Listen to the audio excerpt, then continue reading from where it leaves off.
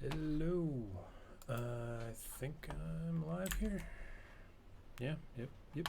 Okay, cool. So I just heard from Twitch that they're shutting down the, was it Twitch Studio, which I'm using. Close that little window. So I was playing with OBS Studio and Streamlabs, and I cannot get them to work with my green screen. So I don't know what's going to happen with that. I'll have to figure it out later.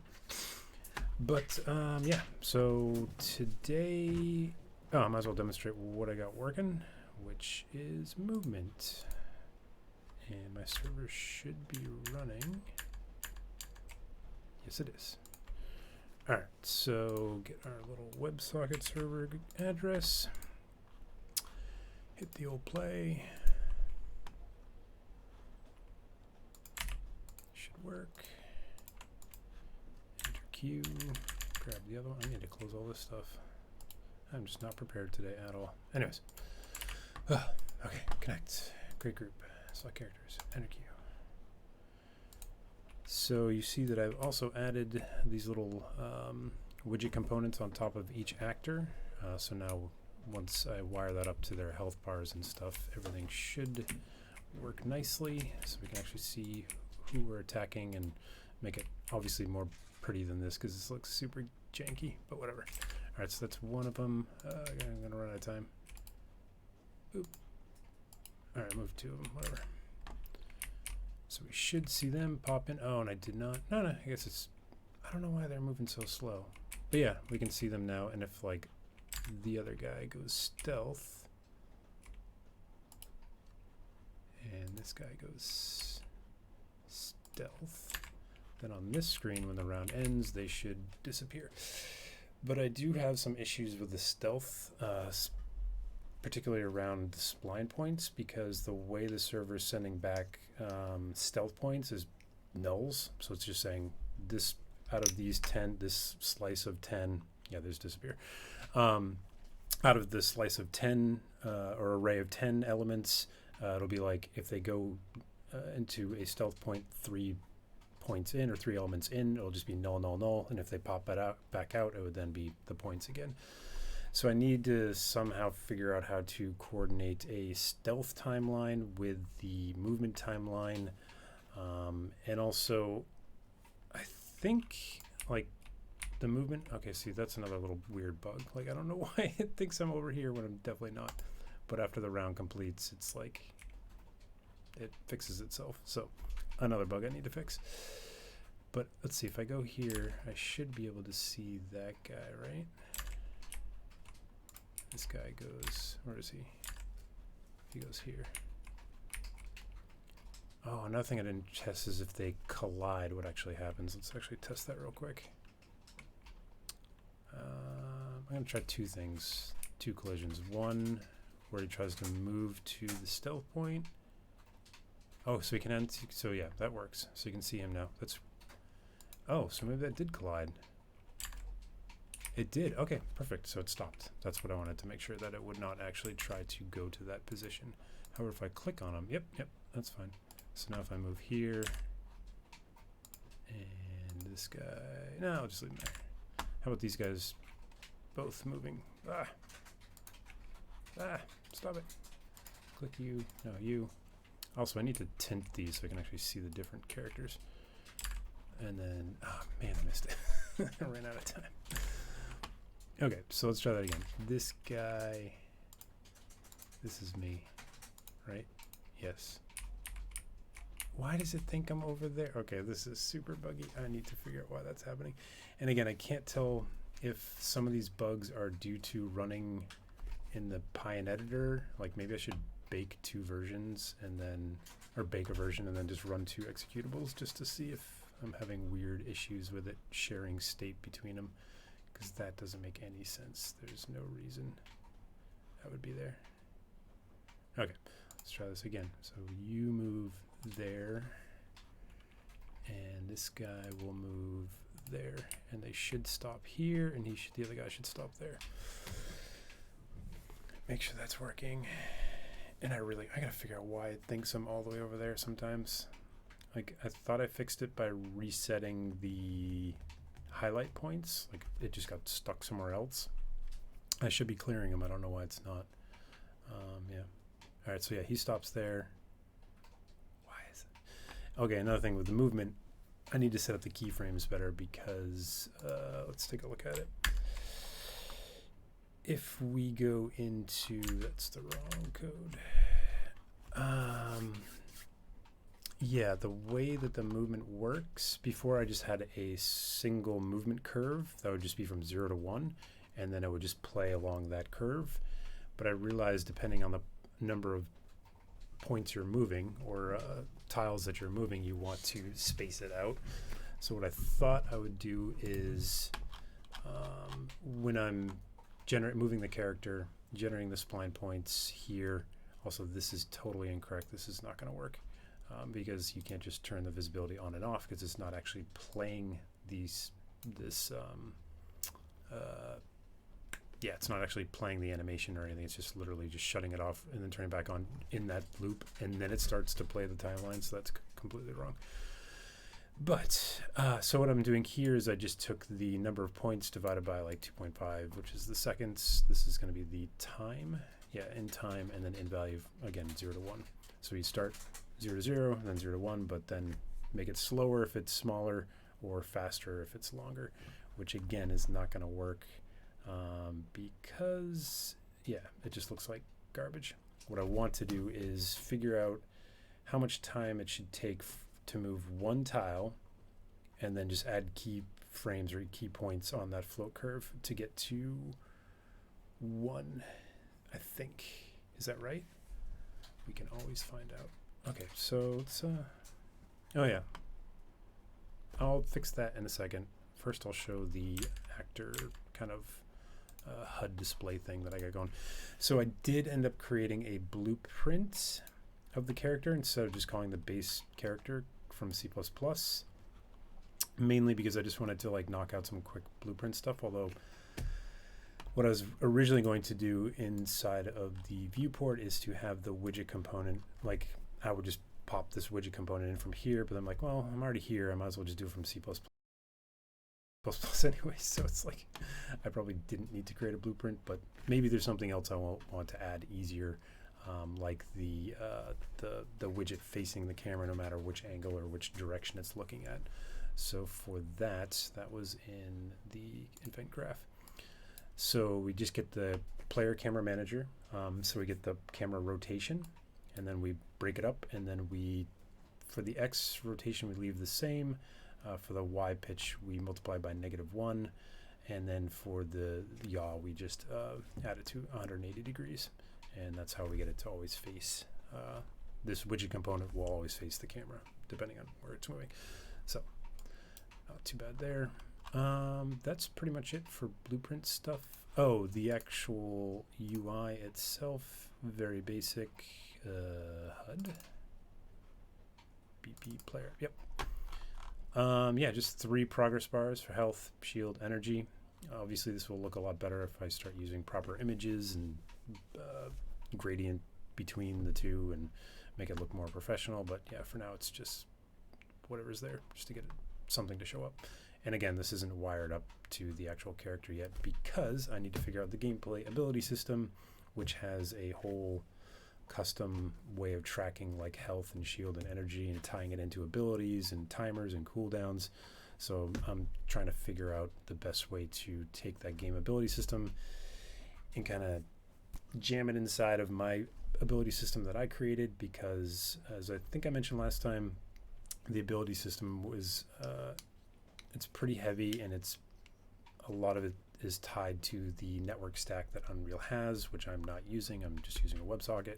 So it's going to be kind of interesting to figure out how I can shut off that stuff, but still get the benefits of like ability tasks, which is how you can kind of set up how these abilities get triggered, and so on and so forth. But who knows? Maybe I'll just figure out how the game ability system works and be like, nope, this isn't going to work, but at least I'll have a much better understanding of how they kind of structured their game abilities, and then I can reuse parts of that in my own code. But yeah, for now, that's what we're doing. So with that in mind, we have that widget actor or component on top of actor.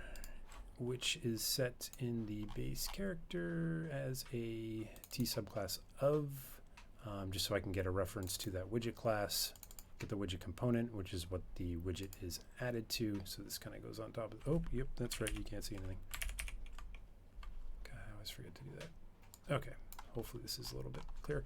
So T subclass of, just so we can apply that widget class inside of the blueprints, which I'm not sure I've shown before. I might have, but if we go back to blueprints, base character, it's basically so we can have magnifier, zoomy zooms, so we can select our class here. So we can say, okay, I want to use that widget here. That's how you do it. You add a T subclass of, just so you can get the class of it. So with that set, where's my magnifier? So with that set in the code, we then just go, I think I initialize it. Where do I initialize? Also, I need to close all this stuff.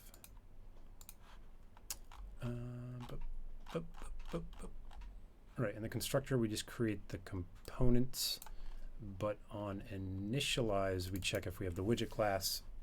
If we do, we create a new, use new object, because you don't use create default subobject in outside of constructors of a user widget, and then we pass in that class so it knows exactly what to make, and it just is a base class of user widget. And then we are pretty much, oh, and then I actually had to calculate, because before I was just stuffing it inside of the static mesh. So I'm getting the size of the mesh, and then since I rescale the meshes, I have to calculate based off the z of the scale multiplied by the actual size of the mesh z's axis, and then I just add 30 to it just so it kind of floats above it.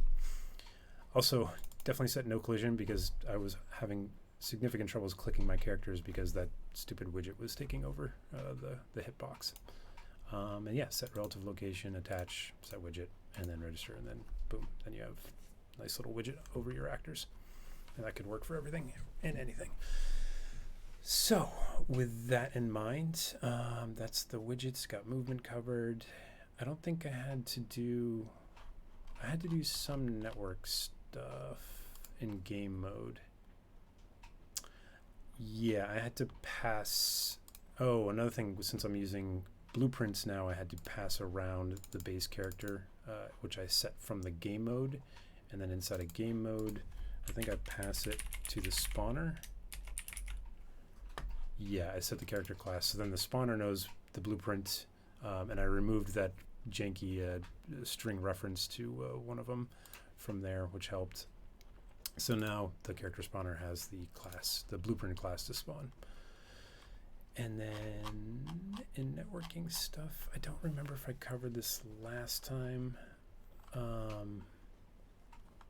I don't even remember how much I did last time. Oh yeah, I was out Thursday because I had the vaccine third shot and it knocked me out, so I wasn't able to stream that night, but feeling better now.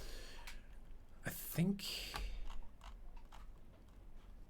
this is new. I had to create a networked player just so I can keep track of the network characters, and then it almost acts like the player controller, but just for network stuff, so I can iterate over them. I don't need to do a lot of the stuff that the player input needs to do, like the highlighting and all the other path creation stuff. They're pretty dumb, but it's just a container at this point, but it kind of helps clarify when I'm calling it from other code. So yeah, in spawn characters from match now, we spawn basically our characters, and then we also spawn the network characters, and then we set B as opponent, just so I can tell when I do like the movement timeline stuff and the stealth timeline. If the character is an opponent and they go stealth, I need to do like a fade out animation, whereas if it's going stealth as a character you own, you don't care. So yeah, that's why that's there. And I think, yeah, just a little bit of cleanup, just making sure everything, like getting battle controllers makes it easier to access stuff, so I don't have to keep calling this from everywhere. But yeah, I think that's it for the network stuff. Oh, and then game, oh, I don't think I had this stuff. So I started to actually build out the state machine on the client side, where once we're getting these events coming in back from the server, we are updating our state, and and then depending on the state, in this case, we're just doing play movement. So once we get that the round has completed, I have a message that says update state, and that update state will actually include all of this information, because the way that it's going to work is you are going to decide your buffs or your preps, and then you're going to decide your dashes, your attacks and movements all in one go, and then we're shoving that all to the server. The server is doing the processing of each step in line, and then it's saying, okay, I processed all your messages for every character in the game. Here is the result of it, and then it sends everything back. So it's going to send all of the movement path information, because we're definitely not going to let the client generate that. And then we are going to play through all the other animations of dashing, prepping, and attacking. So this will make it nice and linear of playing this, animation stops, play the dash, animation stops, play attack, animation stops. And I think I might even have to, thinking about this again, I might have to, do I need to notify the server when each one stops? I might not. I think I can just iterate through, and then movement's the last one, and then fire off the message saying, okay, we're done playing animations, kick off the next round. So hopefully that'll work. Right, so we get the update state, get the controller, clear highlight. This is what I was talking about earlier, where it shouldn't be having weird old points. I don't know why it's doing that. Clear the selected character, and then for the player controller characters, iterate over, I create this movement complete, F completion struct, which is very basic. It's just a T array of characters that have finished their animations. So when each character has finished their animation, they will basically remove themselves from this array. And once the array is 0, then we know that all characters' animations have completed. And then we can say, hey, server, we're done. Start the next round. So yeah, if you go to move character, yep, so we do it for player controller network players. And then we should be done. Why do I state completions? Oh yeah, so it's actually a T map of completions, because I'm going to have one for each where I need to know when preps are done. So the state completions T map basically is just the state and then the completion array that I just showed you a second ago, and then I'll do the same thing for each state. So it's just a way of tracking when things have completed. Right, so once all the characters have moved, actually, I think in the characters move character, they go through this, they set up the curve, they set up the timeline, and they start playing it. And then there's a bound U function for when it has completed. Bind U function on movement and end.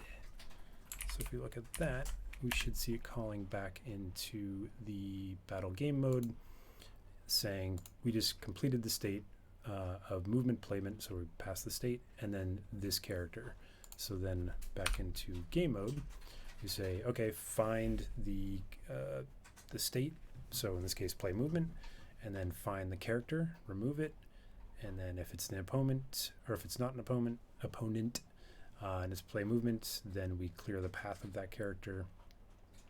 Otherwise, we just check if we're empty or not, and if we are done, then we say, hey, game instance, we have completed our animations, now start the next round, and it fires that back off to the server. So hopefully that works. I don't know why it wouldn't. It has worked so far. But yeah, still got some janky issues with the highlights, and it's got to be something with the movement component.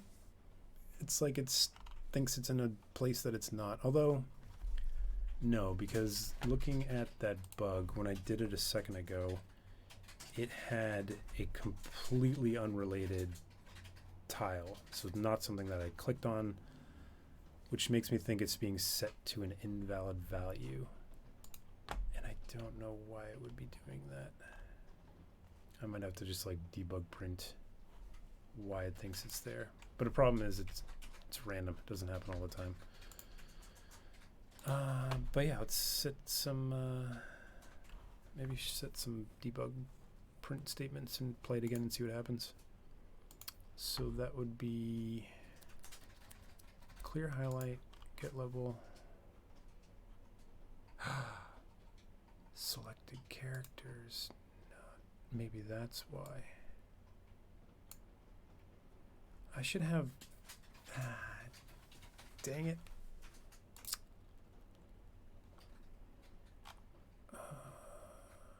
Clear path for character. I'm just wondering if it's not actually clearing the path, because I'm checking if the character is selected, and I'm pretty sure I just saw code that said unselect the character in the game mode. Or was that? I am calling clear path, so that's fine. Maybe clear path, make sure that the character is not null, make sure that we have a level.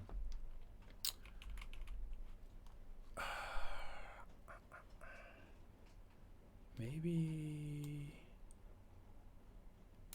I'll just do this.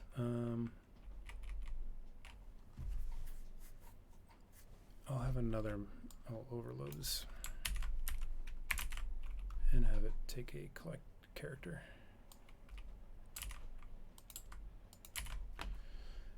And just check level. And clear character. I'll clean this up later, but for now, let's just make sure if this will work. So clear highlight. Although, I wonder if this is only being called, because then I could just do it here. Yeah, you know what? Screw it. I'll do it from here. Level, pathing, clear path, and clear character. I can't see because you're in the way. Character ID. Draw path type. Highlight. Alright, let's hope that works. Because I'm pretty sure if we find all references, there should only be one call to this. That's going to take forever. But if not, we will figure out where else it's called. Yeah. It is only called from the game mode. Perfect. So that should clear everything for us. Great. Hopefully that fixes our bug. Probably doesn't, but sometimes you get lucky.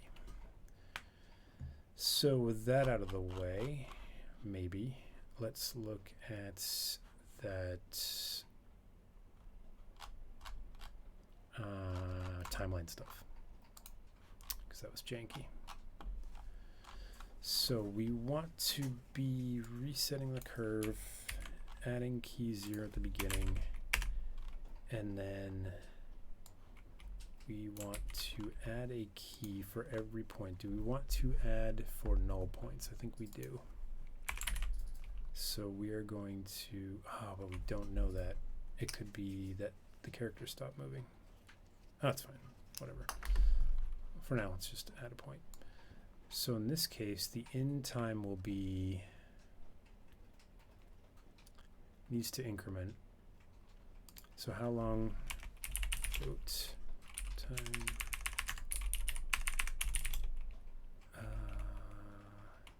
time per, I should probably make this a property, class property. Yeah, let's do that. And we'll make it uProperty anywhere. Print, read, write. Time per tile. And let's set it to, I don't know, 0.2 seconds. How long does it take to walk a meter? Let's try that for now. So time per tile, and then we want to do, I almost want to change this to a normal for loop.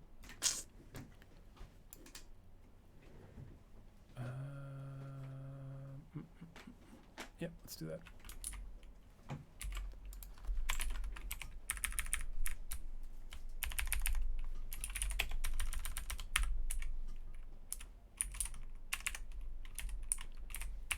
All right, for I 0, 0 is less than points.num I plus plus, and we still have that. So then we want to do time per tile multiplied by I, right?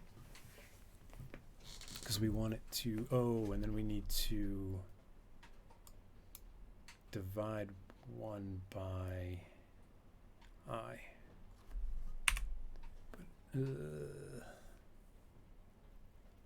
is my thinking right here? Let's see. Hello, Dragon Breath 9.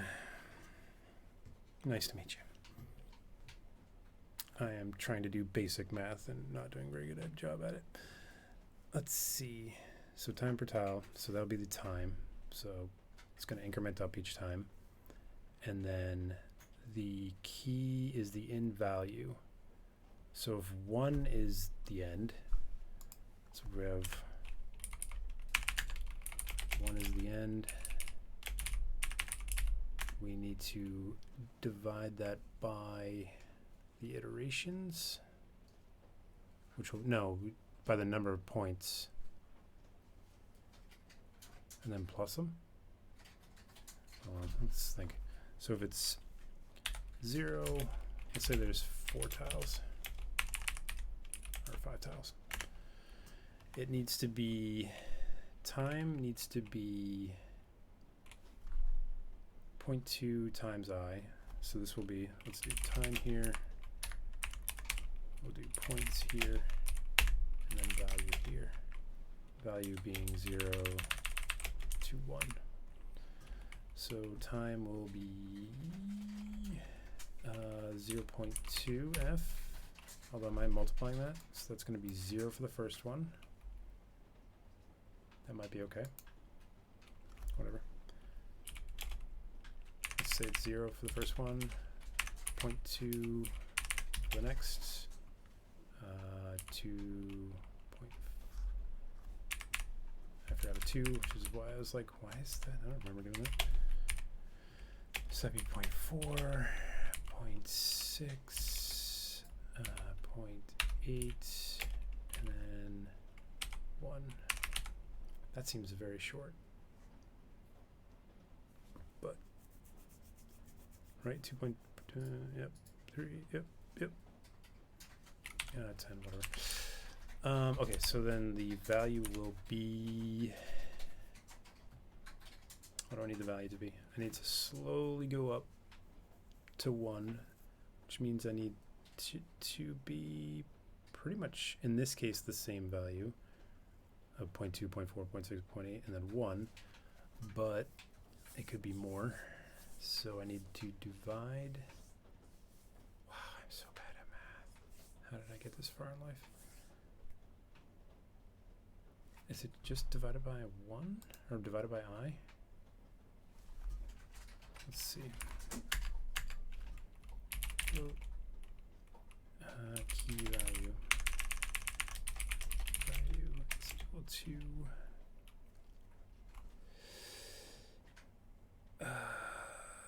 I float I. Divided by, oh no.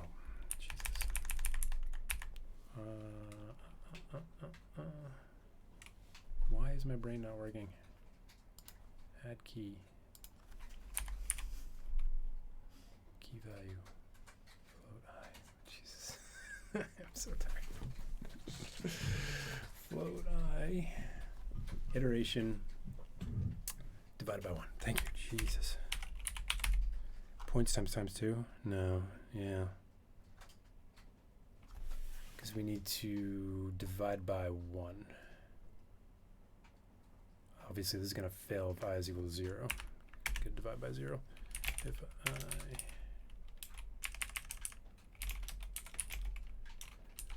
0. What do we do that? What do we do for 0? Oh, if I is equal to 0, we set it to 1.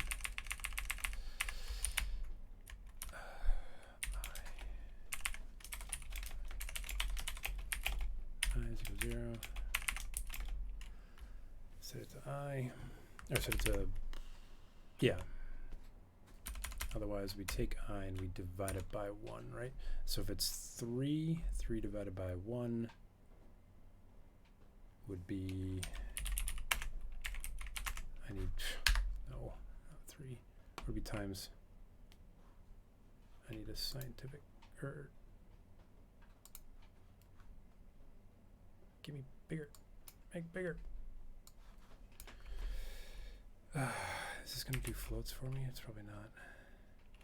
Of course, yeah, 1 divided by 3. Yeah, it's, come on. Right, thank you, 0.3. Jesus, unbelievable. Right, so 1 divided by 3, not the other way around.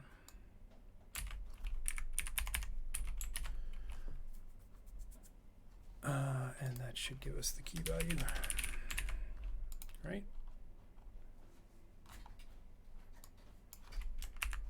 I'm embarrassed how much that took out of me. What? Key value I is equal to 0. So I get my unary things backwards. Yeah, there we go. If I is equal to 0, just return 0. Or just do I, whatever. Just do 0. Make it clear. Else, take 1 divided by I, and that should be what we want. If not, oh wait, don't I need to add it as well? Because if it's like 5 points, 1 divided by 5, it's going to be 0.2. So I need to also increment this and keep adding it to itself. So actually, key values plus equal. There we go. Key value is equal to 0. And then key values plus equal to float. That way it should increment up. Yeah. Pretty sure. Not positive.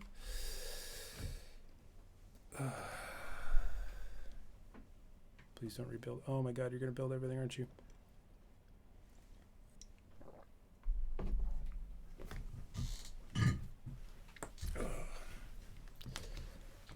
Why? Why is it rebuilding everything? What did I touch? God, that is frustrating. Okay, let's clean some stuff up here.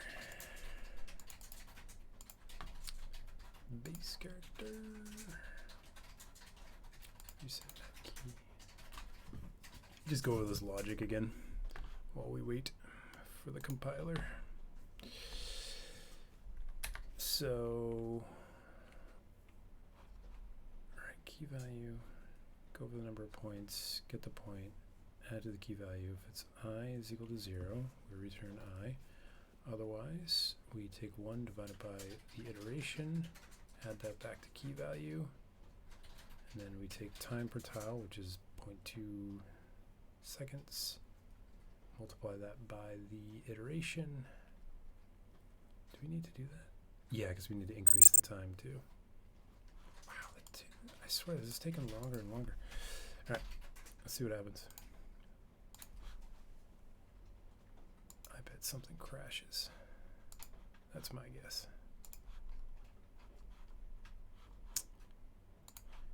Give me old.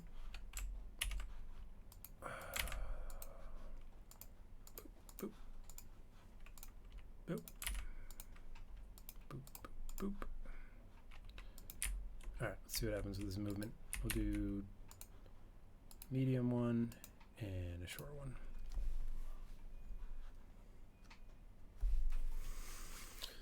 And see what happens.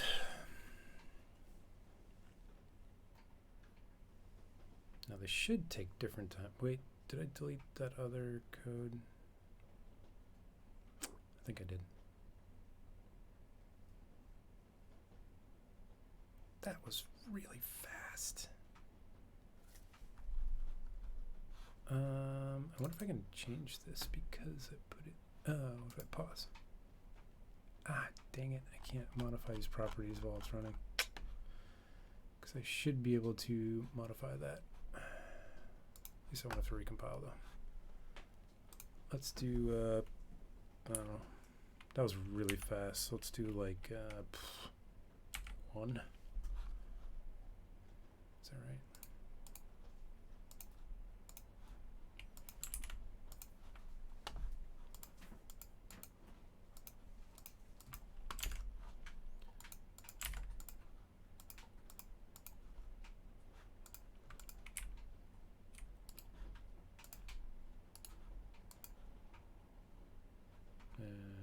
Put them there. Yeah, that was really fast. Like, that is not something you'd expect.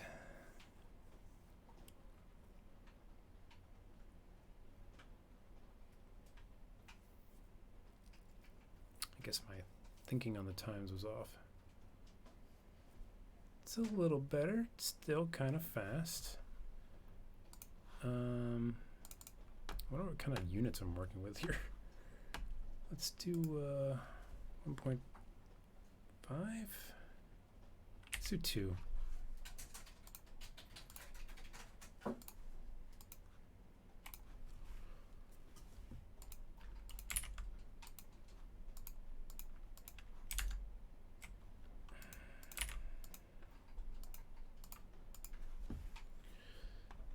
Let's try this again. All right, so you go all the way up there. You go there. I just want to see the difference.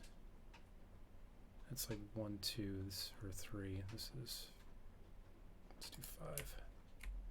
So long, short, and medium.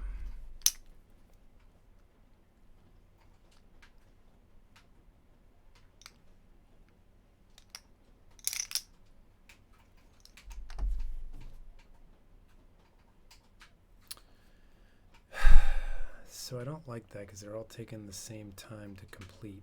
Like, this dude down here should have finished much quicker. Why is his... I must have something wrong with the float curves I'm not understanding.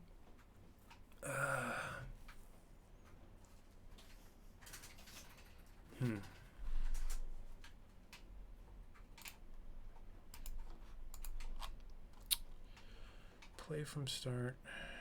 Set float curve.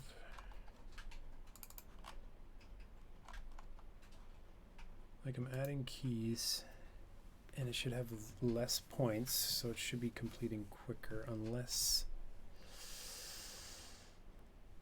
How the hell do these things work? Float curve. Add key.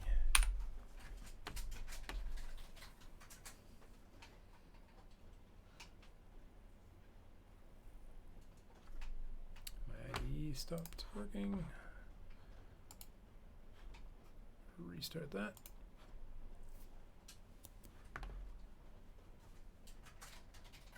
No, go away. Go away. Go away. Add key time per tile. Like, why would it? Unless I'm wrong in the way it plays these timelines.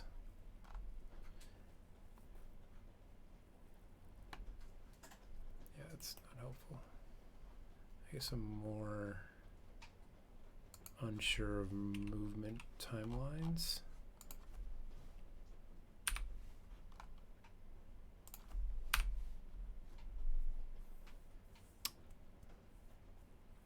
Yeah, that's another thing I gotta do. I gotta wire up the stealth timeline too.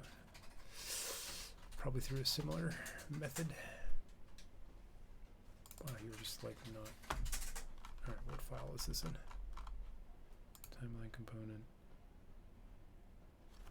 No. I think it's under timeline.h.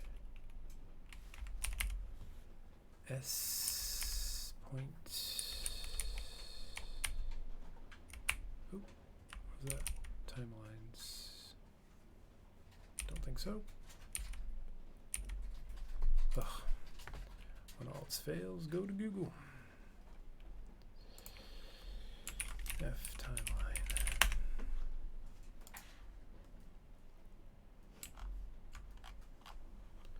Components. Oh, it is timeline component. Huh. I didn't think it would be.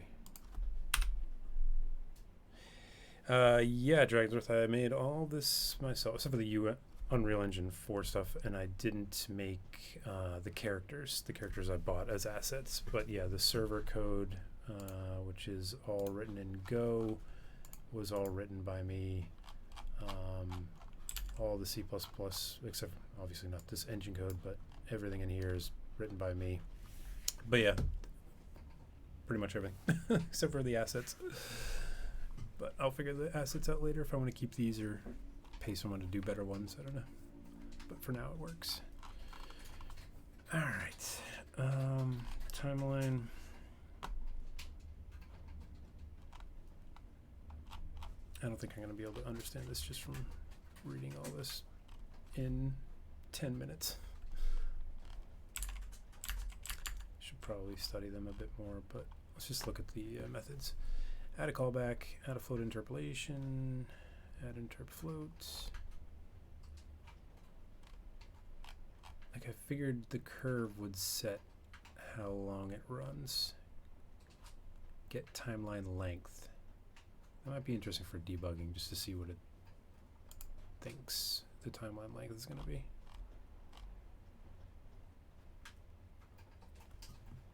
Get the length.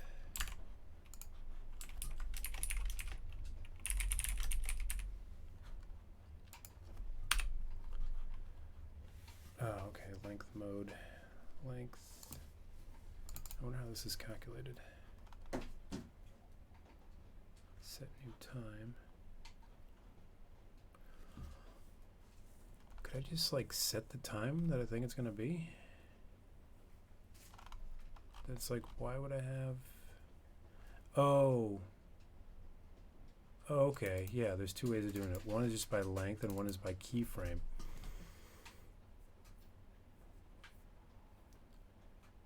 So if I wanted to be lazy, I could just do by timeline length, but there might be abilities that would like slow you down through, let's say someone dropped some trap or something that slowed you down. It would be nice to be able to say at this point to this point, make them move slower. So that would be nice. So I'll probably just keep what I'm doing, but it's good to know. And yes, that is the Retzko from Gretzko. Glad you noticed. I imagine most people wouldn't get that reference. Okay, what do we do here? I guess we just like fiddle with stuff for the next couple of minutes, see what happens. I can't really think of anything else to work on, so. Okay, key value plus I is equal to 0. Add key. Returns a handle. Why would you need a handle?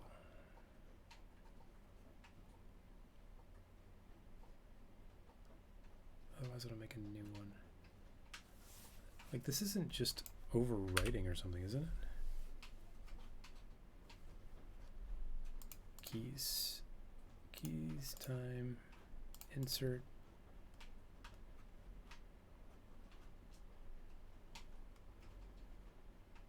Yeah, it's just adding them. So it's not like resetting them or anything. Set keys. Update or add key. Set key time. Okay, this is great and all, but it's not helping me understand why the heck they're all running at the same point, even though they have different. I mean, they're all 0 to 1. Are they?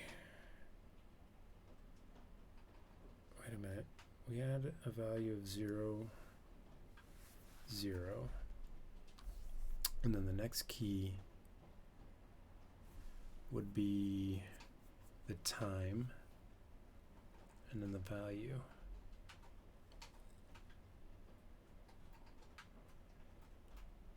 What if I...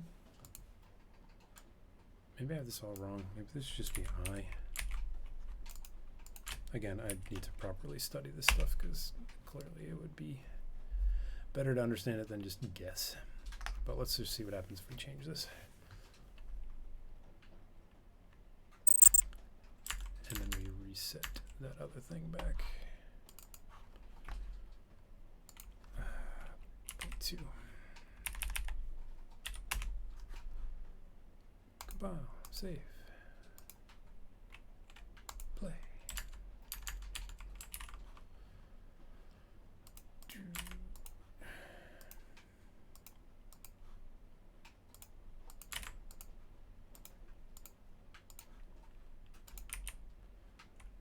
Alright, actually let's do this guy.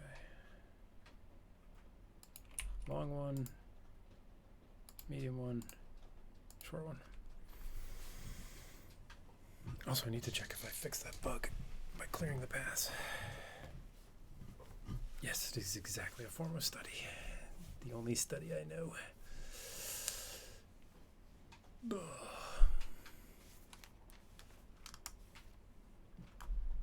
Ah, okay, so super fast again. If we set this back to 2, whoops. Compile, save. Yada, yada, yada.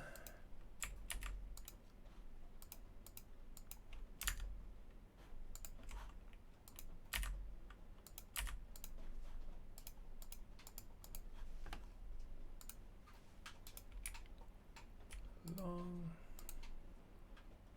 medium, short. I want them to take different times. I want the purple dude to take the longest, middle dude to be next, and then the other guy at the end to finish last. Or first. Sorry, the other way around. Also, my timer stopped working. What is that all about? It's still the same amount of time. Why are they taking the same amount of time?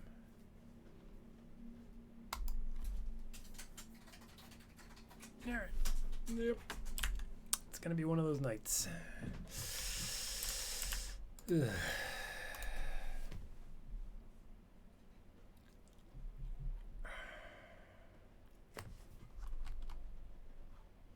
Am I doing something stupid? Set float curve.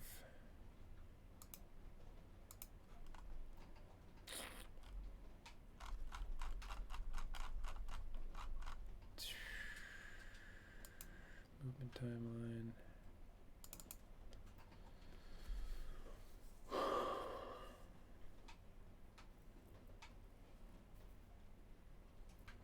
Add a float interpolation to the timeline. Yeah, I think this is just something where I just need to study more because I'm clearly missing something. Alright, well, I'm pretty much at end of time today anyways. Thank you, Dragon Breath, for keeping me company. And I will... What should I do next? Yeah, I'm going to get the timeline stuff figured out. Maybe get stealth figured out. Although I'm pretty tired of movement, I really want to get combat in. So I'm probably going to look into getting something working. Probably just the attributes to begin with, the health and the energy and the shield. And maybe just like a simple basic attack. So you can just like kill a character. And then I'll work on the rest of my ability system. Because, yeah. I did fill out some... I don't think I showed this last time. Unfortunately, I don't have it prepared right now. But I did create a number of characters' attacks. Like, started to think about how they would work for the damage characters. So I got their basic attacks in. I haven't done the and figuring out the play style. So like some characters will be close range, some characters will be long range, some will be dot based, etc., etc. So I had fun working through some of those, but more to be done. And yeah, wiring up the ability system. I think hopefully that'll be the next major thing I can get going. Cool. All right. Until next time.